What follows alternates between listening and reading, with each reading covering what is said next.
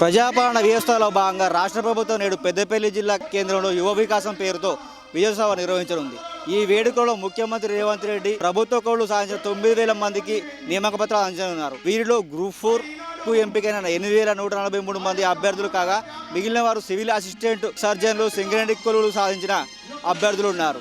దీంతో పాటు స్కిల్ యూనివర్సిటీలో భాగస్వాములయ్యే 7 ఏజెన్సీల ఒప్పంద పత్రాలపై సీఎం సంతకం చేయనున్నారు. డిజిటల్ ఎంప్లాయ్మెంట్ ఎక్స్చేంజ్తో పాటు పలు అభివృద్ధి పనులకు ముఖ్యమంత్రి ప్రారంభించనున్నారు.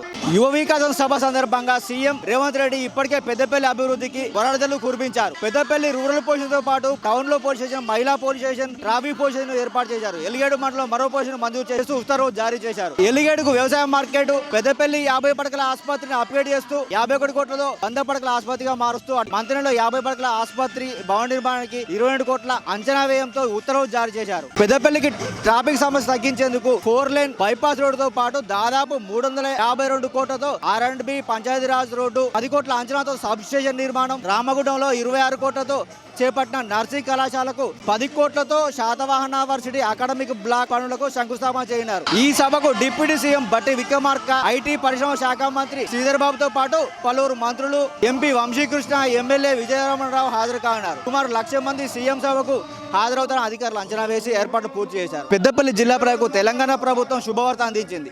సీఎం రేవంత్ రెడ్డి పెద్దపల్లిలో పడిన నేపథ్యంలో ఈ 3 హాస్పిటల్ పనులకు వర్చువల్ విధానంలో శంకుస్థాపన చేయనున్నారు. పెద్దపల్లి ఎమ్మెల్యేగా విజయరమణరావు గెలిపిస్తే పెద్దపల్లికి బైపాస్ రోడ్డు తీసుకొస్తానని ఎన్నికల ప్రచారంలో మంత్రి శ్రీధర్ బాబు ప్రజలకు హామీ ఇచ్చారు. ఇచ్చిన మాట నిలబెట్టిన మంత్రి బైపాస్ రోడ్డు పనులకు ప్రభుత్వం నుంచి 82 కోట్లు విడుదల చేయించారు. బైపాస్ రోడ్డు నిర్మాణంతో పెద్దపల్లి పట్టణంలో ట్రాఫిక్ సమస్య తీరనున్నది. బైపాస్ రోడ్డు మంజూరుకు పెద్దపల్లి వాసులు హర్షం వ్యక్తం చేస్తున్నారు. కెమెరామెన్ గౌతమ్తో శ్రీనివాస్ రెడ్డి, S6 న్యూస్, కరీంనగర్.